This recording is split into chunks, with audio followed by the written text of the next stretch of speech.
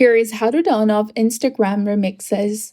So first, you need to open Instagram application and also make sure that your Instagram application is up to date. If not, you can open your Play Store or App Store according to your device and then update it to its latest version.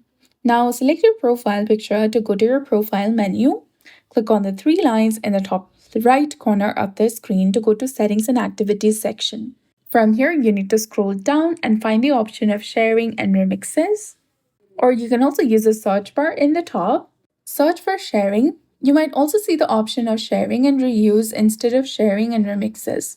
Go ahead and select it. Then go to the section of allow people to create with and reuse your content.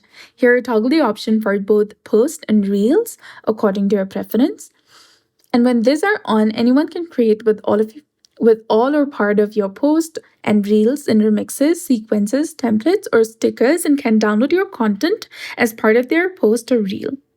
So toggle this off to not allow anyone to remix with your post or content, and this will immediately prevent others from remixing your content from now.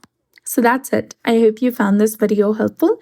If you did, please like, share, and subscribe. Thanks for watching. We'll see you again in the next one.